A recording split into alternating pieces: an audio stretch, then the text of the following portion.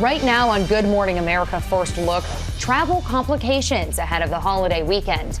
Flash flooding in the east, air travel delays with a sinkhole at one major airport, and pilots at another being told there's no more space to land. And for those driving, the new prediction about gas prices. Former Cuban President Raúl Castro indicted in the U.S. as the Trump administration ramps up pressure on the Cuban regime. So what happens next? The allegations of a murder-for-hire plot involving a TikTok star, her father, and a singer from a boy band. The deadly Ebola outbreak overseas, prompting travel restrictions here at home. A flight to the U.S. forced to divert overnight.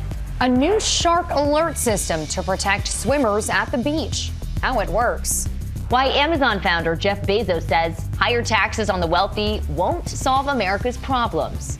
Later, we hear from the young umpire who's got all the right moves. And should one athlete celebrating early force an entire team to lose a state title? The growing debate. From ABC News, this is Good Morning America First Look. Good Thursday morning, everyone. I'm Sophie Flay. And I'm Hannah Batal. We begin with travel complications ahead of a long Memorial Day weekend. First, the weather, from wildfires to flash flooding, and second, the cost. We have a new prediction on gas prices. Here's ABC's Lionel Moise. This morning, from flash flooding, wow, I've never seen flooding like this, guys, to fast-moving wildfires. Severe weather sweeping across the country as the Memorial Day travel rush begins. Firefighters battling multiple fires in Southern California with thousands of people under evacuation orders. New video shows the Sandy fire north of Los Angeles erupting this week, destroying at least one home. I got 50 years worth of stuff was in there. That's what it comes down to. You know, we lost that, but we're safe. That fire still out of control. Farther east, a different weather extreme. Heavy rain flooding roads from Texas to Georgia. In Atlanta, cars trapped along this highway. One driver forced to climb onto the roof of their car to escape the rising water. A similar scene in New York City. Two people seeking higher ground on top of a bus stop bench. The storms also affecting air travel. In Newark, New Jersey, air traffic controllers diverting flights, warning pilots there was no more space at the airport. The tower just called us and said they cannot take any more airplanes. They are in gridlock tonight. More than 1,000 flights canceled nationwide, but the weather isn't the only thing complicating holiday travel. At LaGuardia, a sinkhole forced officials to shut down one of two runways, delaying hundreds of flights. Overnight, this giant X signaling to pilots the runway is still closed. Meanwhile, on the road, gas prices remain high, but that's not stopping the more than 45 million Americans who are expected to travel at least 50 miles this weekend.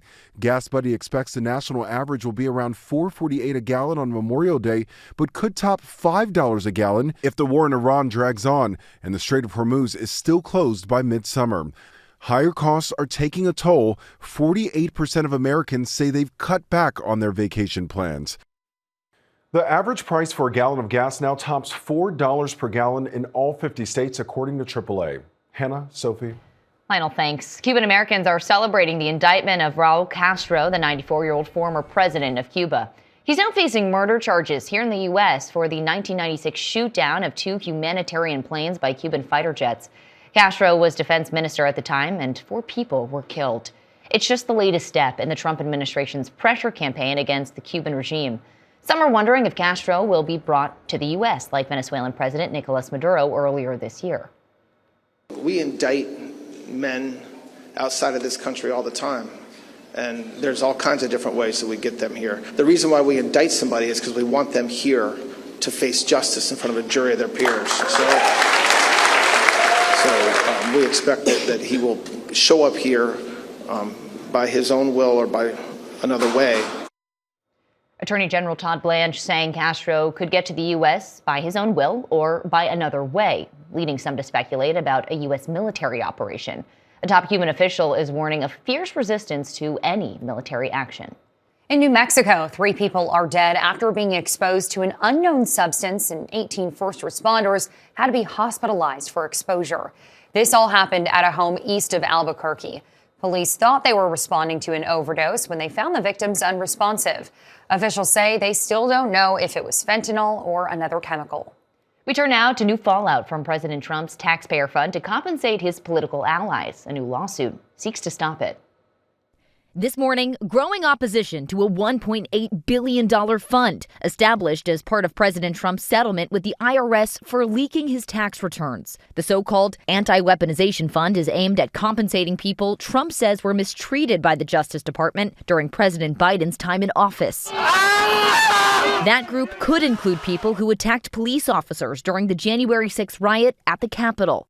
2 officers who survived the riot are now suing to stop the fund, calling it a taxpayer-funded slush fund to finance the insurrectionists and paramilitary groups that commit violence in his name. It sends that if you commit violence in Donald Trump's name, that you will be protected legally, you will be rewarded financially. Acting Attorney General Todd Blanche says a commission will decide who gets payouts from the fund. People that hurt police get money all the time. There's a process where if you believe you have your rights violated, you can apply for funds, you can sue, you can file a claim, you can go to court. But some Republicans are among those questioning the process. Why are we setting aside $1.8 billion for this in a different process? If someone is damaged by the federal government right now, there is already a process in place to be able to get restitution for that. I don't support it. I think you can't do that. Critics also question how the overall settlement was reached. It was expanded this week to end any current IRS audits of the president, his family, or businesses. Trump says he was hands-off during those negotiations. I released them from the lawsuit, and I guess they made a settlement of some kind. I wasn't involved in the settlement.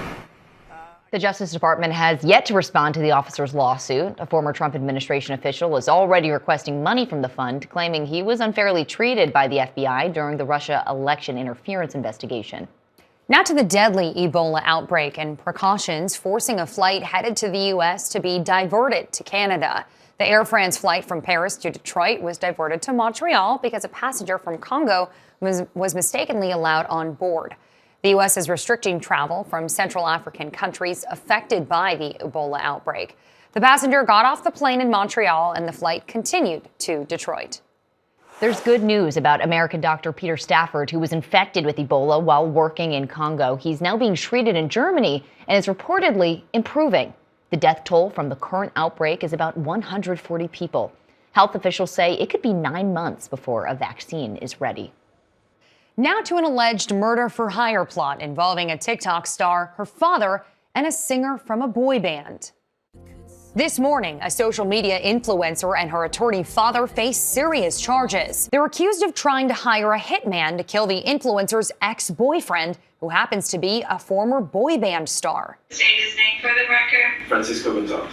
Authorities say Francisco Gonzalez was arrested in Florida on a California warrant accused of conspiracy to commit murder. His daughter, social media influencer Gabriela Gonzalez, was also taken into custody in L.A. Investigators say the case stems from a bitter child custody dispute involving singer Jack Avery. Why do I pull you close and then ask you for space?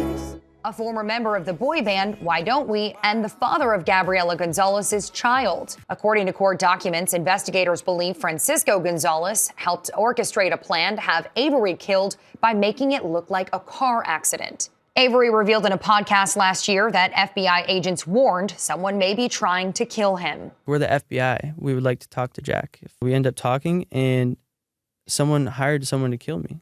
I was so scared. Detectives say Gonzalez allegedly paid another man more than $10,000 to help arrange the hit. Court records claim he believed it would be less expensive to pay for the killing than continue the custody battle.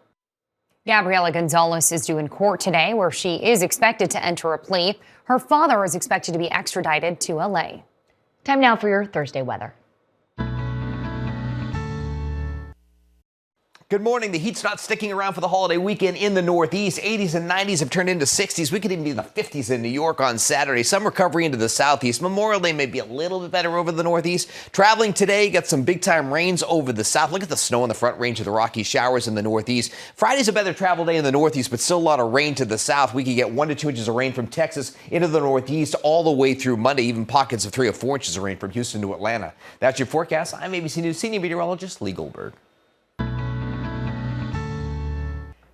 Coming up, new recommendations when it comes to screen time for kids. Parents might be surprised. But first, a new shark alert system to protect swimmers at the beach. How it works. And later, should one athlete celebrating early force an entire team to lose a state title? We're back with a fire truck crashing on the way to a fire and rolling onto its side in Los Angeles. 2 firefighters suffered minor injuries. 3 other vehicles were damaged. The cause of the crash is under investigation. Well, with beach season getting underway, there is a new weapon against shark attacks. Overnight, the House approving Lulu's law, which allows for alerts to be sent directly to cell phones when there's an attack. The law is named for a girl who lost her hand and nearly died after a shark attack along Florida's Gulf Coast 2 years ago. She spoke to ABC News last September. Next thing I know is that I raised my hand out of the water and there just was no hand there. 90 minutes prior to my accident, only 3 miles down the coast, there was another shark attack, and we believe it was the same shark. Lulu and her family were in Washington yesterday for the bill's final passage in the House. That now goes to President Trump's desk. We all know most kids are spending too much time in front of screens these days, but new guidance from the Office of the Surgeon General may come as a shock to parents. Here's ABC's Andrea Fujii. Live real life. That's the motto of a new Surgeon General report on the dangers of too much screen time for kids. The report, calling it an urgent public health issue, found some kids are now spending more time on devices than they do sleeping or attending school. Our message to children is simple: life exists beyond the screen.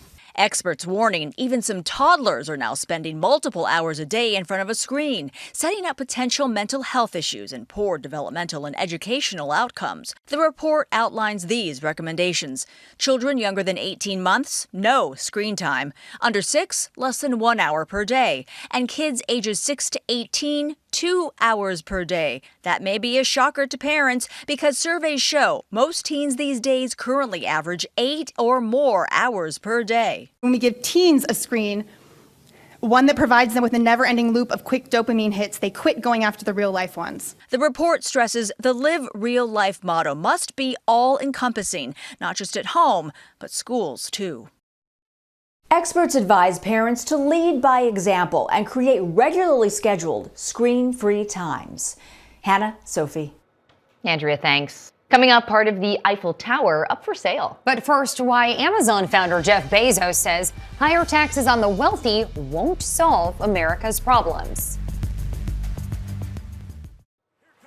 Back now with the Oklahoma City Thunder getting a win when they needed it last night against the Spurs. SGA pouring in 30 points in the Thunder's 122-113 win.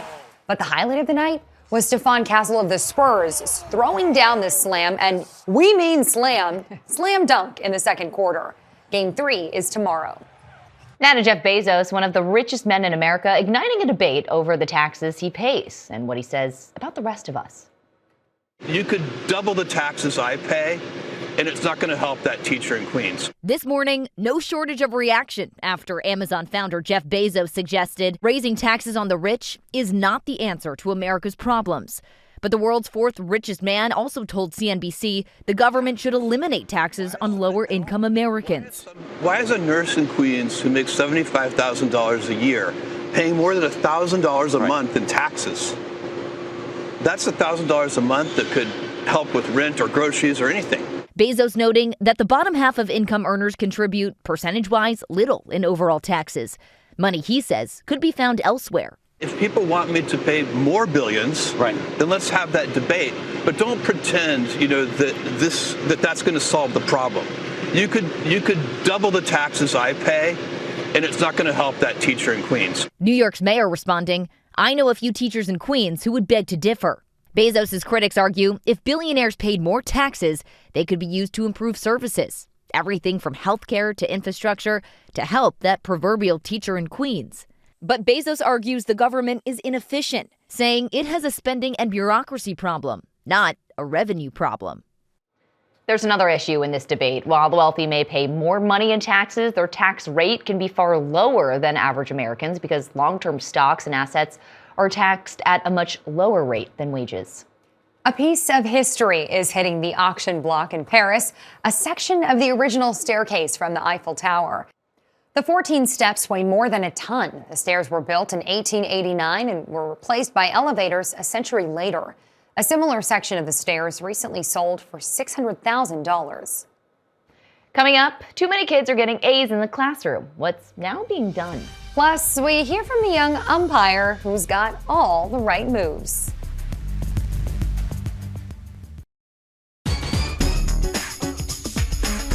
Time to check the pulse, beginning with too many kids getting A's, so Harvard is cracking down. Yeah, the faculty has voted to cap the number of A's given out during each course at 20%. This is an attempt to reduce grade inflation.